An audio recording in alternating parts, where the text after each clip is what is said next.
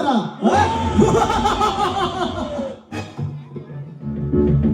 ಗಿರಿ ಅಂದರೆ ಬೆಟ್ಟ, ಹೊರ ಎಂದರೆ ಸ್ವರೂಪ, ಬೆಟ್ಟದ ಸ್ವರೂಪ. ಬೆಟ್ಟದ ಹುಲಿಯಾಗಿ ಗರ್ಜಿಸಿದ ಈ ಯಮಕಿಂಕರನ ಮುಂದೆ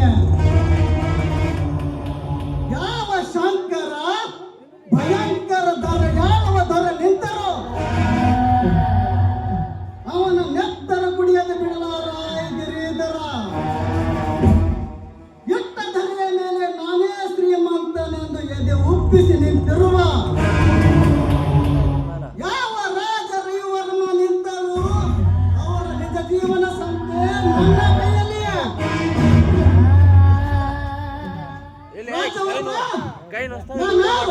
ನನ್ನ ಸ್ಥಿತಿ ಏನೆಂದು ನನಗೆ ಗೊತ್ತಿಲ್ಲ. ಈಗ 10,000 ಜನರ ಗುಂಪಿನಲ್ಲಿ ಕೆಂಪು ನೆತ್ತರಲ್ಲಿ ಕಾಣುವ ನನ್ನ ಶಕ್ತಿ ಸಾಮರ್ಥ್ಯ ಯಾರ ಮೇಲೆ ಯಾವ ಸಮಯದಲ್ಲಿ ಎರಗುವುದು ನನಗೆ ಗೊತ್ತಿಲ್ಲ.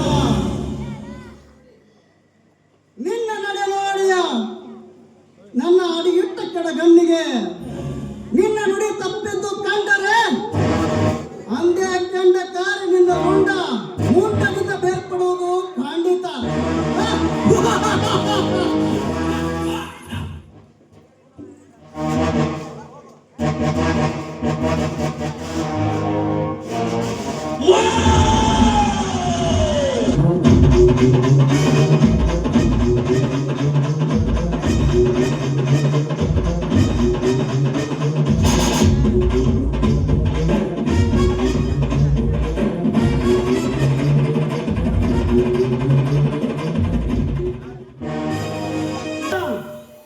ಎಲ್ಲರಿಗೆ ಹಾಳಾದವಳೆ ಕೈಗೆ ಅರಿಶಿಣ ಹಚ್ಚಬೇಕಾಗಿದೆ. ಶಾಂತ ಶಾಂತ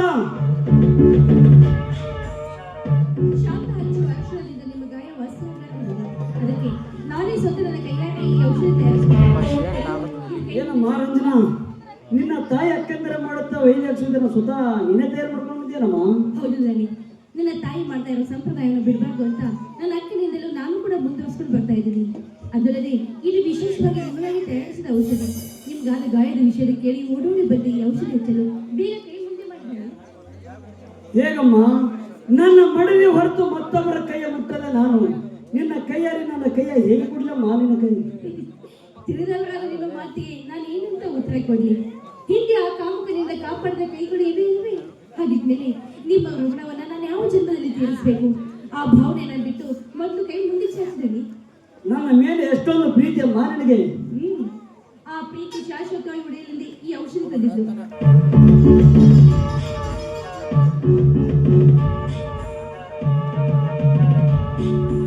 ನಾನು ಹಚ್ಚಿದ ಈ ಔಷಧಿಯಿಂದ ಬೇಗ ನಿಮ್ಮ ಗಾಯ ವಾಸಿಯಾಗಿ ನೀವು ಗುಣಮುಖವಾದ್ರೆ ಅಷ್ಟೇ ಸಾಕು.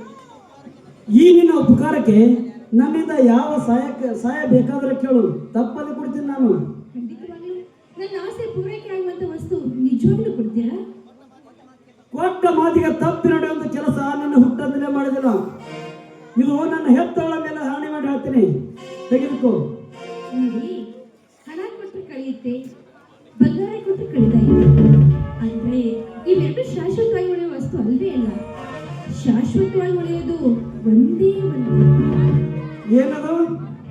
ನಿಮ್ಮ ಕೈ ಹಿಡಿದು ಬಾಳ್ಬೇಕೆನ್ನುವ ನನ್ನ ಅಮರ ಪ್ರೀತಿ. ಆ ಪ್ರೀತಿಯಲ್ಲಿ ನೀವು ಬೆರೆತು ನನ್ನ ಕೈ ಹಿಡಿದು ಒಟ್ಟಾದ್ರೆ ಅಷ್ಟೇ ಸಾಕು. ನೀನು ಒಬ್ಬಳ ದಯಗುಣದ ಹೆಣ್ಣಂತ ನಿನ್ನ ಮಾತು ಕೊಟ್ಟೆ. ಏಸಿ ಹಣ್ಣೆ, ನಿನ್ನ ತಾಯಿ ಅಕ್ಕಂದ್ರೆ ಮಾಡುತ್ತಾ ಬಂದ ವೇಸಿ ಹಣ್ಣೆ ನೀನು. ಈ ಮನೆಯಲ್ಲಿ ಧರ್ಮವನ್ನ ಪರಿಪಾಲನೆ ಮಾಡುತ್ತಾ ಬಂದವರು ನೀವು. ಒಂದು ಹೆಣ್ಣಿನ ಕೈ ಹಿಡಿದು ಉದ್ಧರಿಸುವಂತ ಕರ್ತವ್ಯ ನಿಮ್ಮದು. ಆ ಕರ್ತವ್ಯಕ್ಕೆ ಚ್ಯುತಿ ತರದೆ ಬೇಗ ನನ್ನ ಕೈ ಹಿಡಿದು ನಿಮ್ಮ ಮನದಿಂದ ಸ್ವೀಕರಿಸಿಕೊಳ್ಳಿ. ರಂಜನಾ, ಧರ್ಮ ದೇವತಿ ಅಂತ ನನ್ನ ಹೆಂಡತಿ ಮನೆಯಾಗಿರುವಾಗ ನಾನು ನಿನ್ನ ಕೈ ಹಿಡಲೆ? ಊರಿನ ಆಳುವ ಸೂರ್ಯ ನಿನ್ನನ್ನು ಕೈ ಹಿಡಿದು ಅಧರ್ಮದ ಅಡಿಪಾಯ ಹಾಕಲೆ ಸಾಧ್ಯವಿಲ್ಲ. ನೀವು ಕೊಟ್ಟ ಮಾತಿಗೆ ತಪ್ಪಿ ನಡೆಯುವುದಿಲ್ಲ ಅಂತ ಇಡೀ ನಾಡಿನ ಜನರಿಗೆ ಗೊತ್ತಿದೆ. ಯಾಕಂದ್ರೆ ನೀವು ಕೊಟ್ಟ ಮಾತಿನಲ್ಲಿ ಅಮೃತವಿರುತ್ತದೆ ವಿನಃ ವಿಷ ಯಾವತ್ತೂ ಇರೋದಿಲ್ಲ. ಇದು ಎಂತ ಸಿಡಿಲಿನ ಮಾತು, ಇದು ಎಂತ ಸಿಡಿಲಿನ ಮಾತು. ಈ ಸಿಡಿಲಿನ ಅರಬಣೆಗೆ ಕಮರಿ ಕಚ್ಚಿಕೊಂಡು ಹೋಯ್ತೆ ನನ್ನ ನ್ಯಾಯದ ಉಸಿರು. ರಂಜನಾ ರಂಜನಾ ರಂಜನಾ, ಎಂತ ಮೋಸದ ಸುಳುಕಿ ವೀಕ್ಷಿಸಿದೆ ನನ್ನನ್ನು. ಯಾಕೆ ಹೀಗೆ ತಲೆಬಡಿಸ್ತಾ ಇದ್ದೀರಾ? ಗಂಡಿದೆ ನಿಮ್ಮ ಮುಂದೆ ಒಂದು ತೊಂಡೆ ಹೆಣ್ಣಿನಂತ ಹೆಣ್ಣು ಬಂದು ನಿಂತು ನಿಮ್ಮ ಷಂಡತ್ವ ತೋರಿಸ್ತಾ ಇದ್ದೀರಲ್ಲ, ಎಲ್ಲಿದೆ ನಿಮ್ಮ ನ್ಯಾಯದ ಗಂಡನೆಯ ಮಾತು? ರಂಜನಾ, ಯಾರಿಗೆ ಯಾವ ಮಾತನಾಡುತ್ತಿರುವುದು ಚೆನ್ನಾಗಿ ವ್ಯಾಖ್ಯಾನ ಮಾಡು. ಏನ್ರಿ ಮಾಡ್ತೀರಾ? ಪ್ರಾಣ ಹೊಡಿತೀರಾ ಇಲ್ಲ ನನ್ನ ಬಾಣ ಕಡಿತೀರಾ? ಇವೆರಡನ್ನ ಬಿಟ್ಟು ಮತ್ತಿನ್ನೇನ್ ಮಾಡ್ತೀರಾ ನೀವು? ಬೇಡಿ, ದಯವಿಟ್ಟು ಆ ಭಾವನೆಯನ್ನು ಕಿತ್ತು ಹಾಕಿ ನನ್ನ ಮಾತನ್ನು ಕೇಳಿ. ಬೇಡ ರಂಜನಾ, ಬೇಡ. ಈ ನನ್ನ ಕೈ ಹಿಡಿದು ಈ ಸಮಾಜದಲ್ಲಿ ನನ್ನ ತಲೆ ತಿಳಿದು ಆಗುವಾಗೆ ಮಾಡಬೇಡ. ನಿನಗೆ ತಂಗಿ ಅಂತ ತಿಳಿದು ನಿನಗೆ 10 ತೊಲೆ ಚಿನ್ನ ಕೊಡ್ತೀನಿ, ತೆಗೆದುಕೊಂಡು ಹೊರಟು ಹೋಗ್ಬಿಡು. ತಂಗಿ ಆಗ್ಬೇಕಾಗಿದ್ದು ನಾನು ನಿಮಗೆಲ್ಲ, ಆ ರಾಜ ರವಿವರ್ಮನಿಗೆ. ನೋಡಿ, ನಿಮಗಾಗಿ ಎನ್ನದೇ ಬೆರೆತು ನಿಂತಿದೆ. ಒಂದು ಹೆಣ್ಣು ಅರೆಬತ್ತಲಾಗಿ ಬಂದು ನಿಮ್ಮ ಮುಂದೆ ನಿಂತರು ನಿಮ್ಮಲ್ಲಿ ಪುರುಷತ್ವವಿಲ್ಲವೇ? ಹೇಳಿ ರಾಜ, ಹೇಳಿ.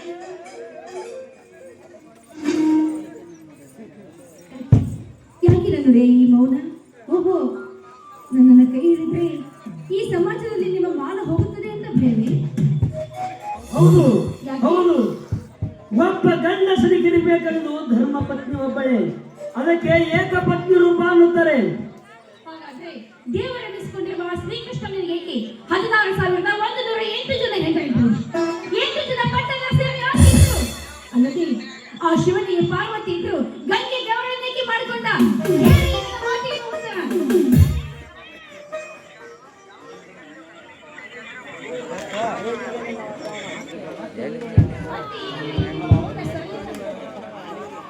ಯಾಕೆ ಯಾಕೆ ಈ ಮೌನ? ನೋಡಿ, ನೀವು ನನ್ನ ಸೂಳೆ ಅಂತ ಇಟ್ಕೊಂಡ್ರೆ ಈ ಸಮಾಜದ ಜನ ನಿಮ್ ಹಿಂದೆ ಆಡ್ತಾರೆ. ಆದ್ರೆ ನೀವು ನನ್ನನ್ನ ಮಡದೆ ಅಂತ ಮಾಡ್ಕೊಂಡ್ರೆ ಯಾರೇನು ಅನ್ನೋದಿಲ್ಲ. ಯಾಕೆ ಈ ಸಮಾಜದಲ್ಲಿ ಇಬ್ಬರ ಹೆಂಡರನ್ನ ಮಾಡ್ಕೊಂಡ್ರೆ ಯಾರು ಇಲ್ವೇ?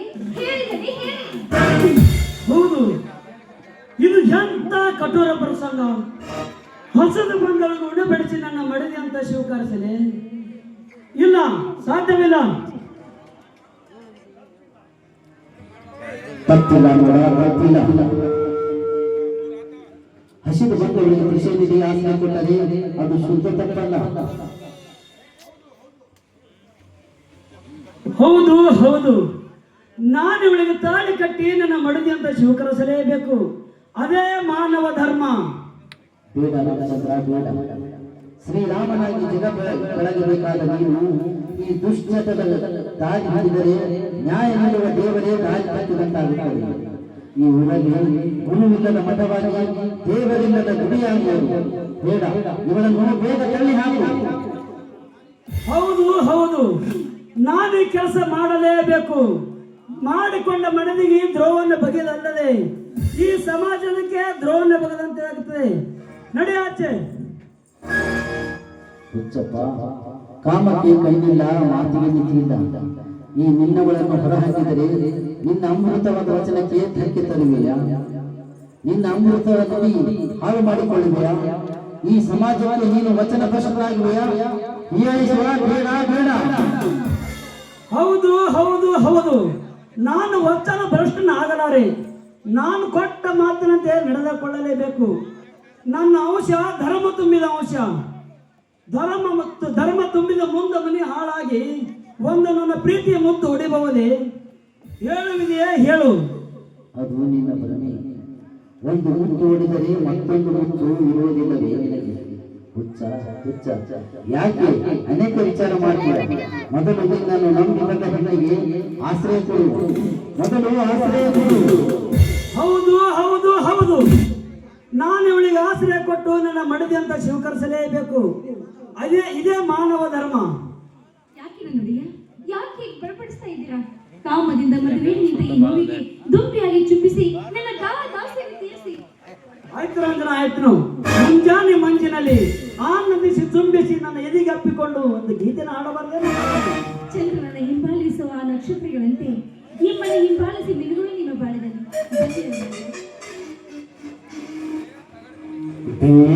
ಬೇಲೂರಸಲಿಯಂತ ಚೆಲುವೆ ಸುರಲೋಕ ಪರಿಜಾತವು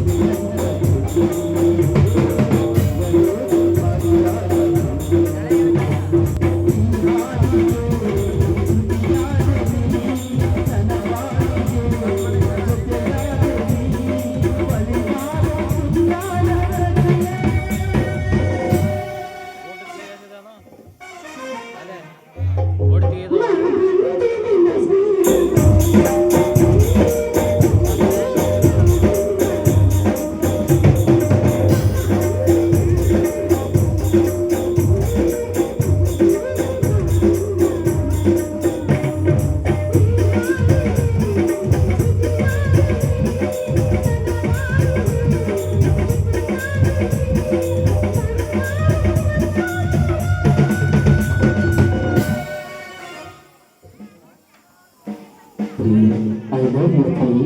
I love you.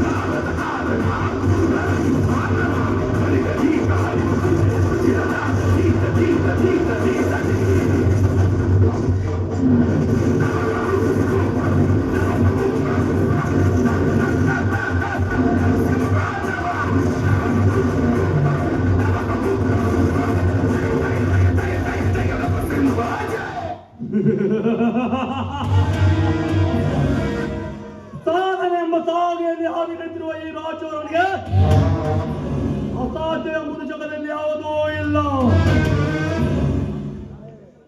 ಹೇ ರಾಮಚಂದ್ರ, ನನ್ನ ತಮ್ಮನ ಪ್ರೇಯಸಿ ನಿನ್ನ ಕೈಗೆ ಸೇರುವ ಹಾಗೆ ಮಾಡಿದ ಏಕೆ ಗೊತ್ತಾ? ನಿನ್ನ ಸರ್ವ ಆಸ್ತಿಯೆಲ್ಲ ನನ್ನ ಕೈಗೆ ತೆಗೆದುಕೊಳ್ಳಲಿಕ್ಕೆ. ಈ ರಾಜ್ಯವರಿಗೆ ಅಸಾಧ್ಯ ಎಂಬುದೇ ಇಲ್ಲ. ಈ ರಾಜ್ಯವರ್ಗ ಹೂಡಿದ ಬಣ ಎಂದೂ ಗುರಿ ತಪ್ಪಲಾರದೆಂದು ಮೃತ್ಯುವಾಗಿ ಕಾಯ್ದೆಯಲ್ಲ ನನ್ನ ಬಾಯಿನಲ್ಲಿ. ಆ ಮೃತ್ಯುಂಜಯ ಕಥೆ ರಾಜ್ಯವರ್ಮ.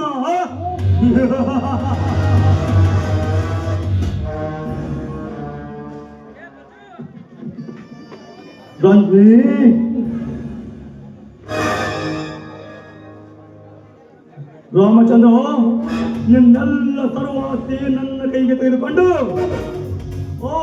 ರಂಜನಿಯಿಂದ ನಿನ್ನ ಶಾಂತಿಯನ್ನು ಮನೆಯಿಂದ ಹೊರಗೆ ಹಾಕಿಸಿ ನಿನ್ನನ್ನು ಬೆಚ್ಚನಕ್ಕನಾಗಿ ಮಾಡದಿದ್ದರೆ ಈ ಊರಿನ ಅಗರ್ಭ ಶ್ರೀಮಂತ ಧರ್ಮರಾಜದ ಔಷಧವೆಂದೇ ಕರೆಯಬೇಡ.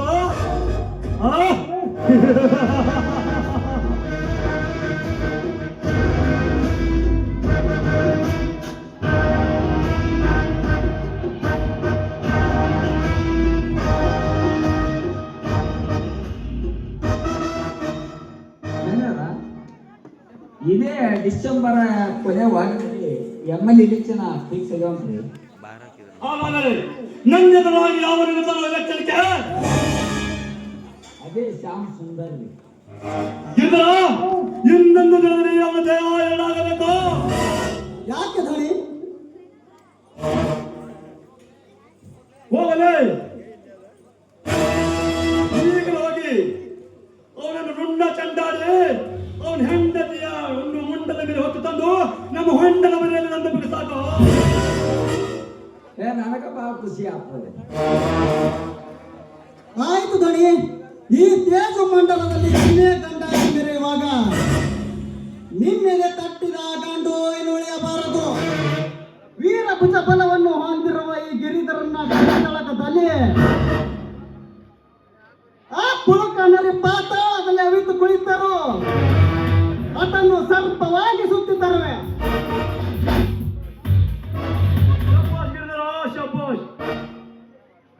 ನಿನ್ನಲ್ಲಿ ಶಕ್ತಿಯುಕ್ತಿ ಎಲ್ಲ ಇದೆ. ನಿನ್ನಂತ ಶಕ್ತಿಯುತ ನನ್ನ ತಮ್ಮನಿಗಿದ್ದರೆ ನಾನು ಎಷ್ಟೊತ್ತಿಗೆ ಈ ನಾಡಾಳ ಆಗಿ ಬಿಡ್ತಿದ್ದೆ. ನಿಮಗೇಕೆ ಆ ಭೀತಿ ಆವರಿಸಿದೆ? ನೀವು ಸುಮ್ಮನಿದ್ದರು ಆ ನಿಮ್ಮ ತಮ್ಮ ಗಂಡನಾಗಿ ನಾಡಿನ ಅಥಾರಿಟಿಯನ್ನೇ ನಿಮ್ಮ ಕೈಗೆ ತಲುಪಿಸಿ ಬಿಡುತ್ತಾನೆ. ಖಂಡಿತವಾಗಲೂ ತಂದು ಕೊಡ್ತಾನೆ. ಹೇಳಿತನದ ಮಾತೇ ಇಲ್ಲ ಈ ಗಿರಿಧರನ ಚಿತ್ರದಲ್ಲಿ. ಈ ಹಠ ಯೋಗಿ ಒಂದು ಸಲ ಛಲಗೈದು ನೆಲ ಒತ್ತಿ ನಿಂತರೆ ಕಟ್ಟಿ ಕಟಾರಿ ಹಿಡಿದ ವೀರರೆಲ್ಲರೂ ಶರಣಾಗಿ ಬಂದು ಬೀಳುವರು ನನ್ನಡಿದಾವರೆಯಲ್ಲಿ. ಅಂದಾಗ ಮುಂಬರುವ ರಾತ್ರಿಯಲ್ಲಿ ಆ ಸುಂದರನ ಪ್ರಾಣ ಖಾತ್ರಿ ಮಾಡಿ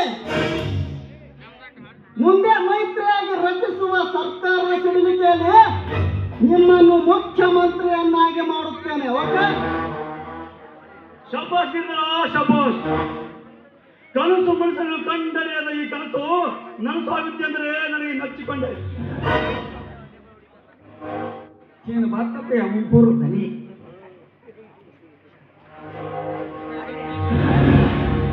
ಯಾರಿಗೋ ಯಾರಿಗಿಲ್ರಿ, ಅದೇ ರೀ ರಾಮಚಂದ್ರ ಮತ್ತಿದ್ರು ನಮ್ ವೀರಪ್ಪ.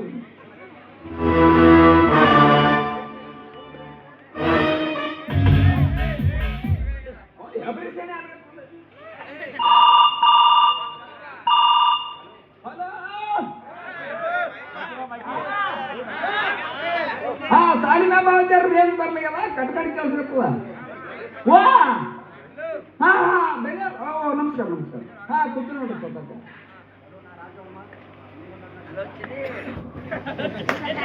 ಹಲೋ, ನಾನು ರಾಜವರ್ಮ. ಏನು ನನ್ನ ಫ್ಯಾಕ್ಟರಿಗೆ ಬರುವ ಕಂಟ್ರೋಲ್ ಮಾಲನ್ನು ಹಿಡಿದಾಕಿದ್ದಾನೆ ಆ ಬೀರ. ಲೇ ಗುಡ್ಡ, ಅವನನ್ನು ಅಲ್ಲೇ ಸುತ್ತಾಕ ಬಿಡಬೇಕಾಗಿದ್ದಾನೆ ನಾಲಾಯಕ. ಏನು ಅವನ ಜೊತೆ ಆ ಫುಡ್ ಇನ್ಸ್ಪೆಕ್ಟರ್ ಜೊತೆ ಬರ್ತಿದ್ದಾನೆ. ಬರಲಿ, ಅವನಿಗೆ ನಾನು ಏನು ಮಾಡಬೇಕೆಂಬುದು ನನಗೆ ಚೆನ್ನಾಗಿ ಗೊತ್ತು. ಬೇಗ ಹೇಳಿ ಆ ಇನ್ಸ್ಪೆಕ್ಟರ್ ಯಾರು ಅಂತ. ನಮ್ಮಲ್ಲಿ ಅವಿತು ಕುಳಿತಿದ್ದಾನೆ ಹರಿಶ್ಚಂದ್ರ.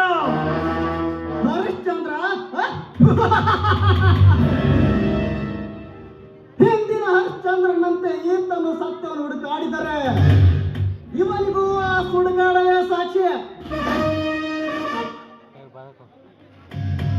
ಅದಕ್ಕಂತೆ ನೀನು ಈಗ ಹೋಗಿ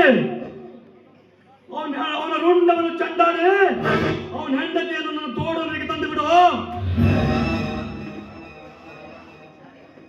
ಸೌಕಾರ ಆಗಳೊಂದು ಈಗ ಭಾರಿ ಖುಷಿ ಐತ್ರಿ ನನಗೆ. ಅದು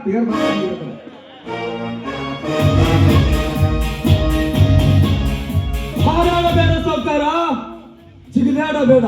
ಈ ಕಳ್ಳನರಿಯನ್ನು ಕಟ್ಟಿಕೊಂಡು ಇನ್ಸ್ಪೆಕ್ಟರ್ ಹರಿಚಂದ್ರನ ರುಂಡು ತೆಗೆಯುವ ಗಂಡು ಈ ಊರಲ್ಲಿ ಯಾರು ಹುಟ್ಟಿಲ್ಲ, ಇನ್ನು ಮುಂದೆ ಹುಟ್ಟುವುದೂ ಇಲ್ಲ.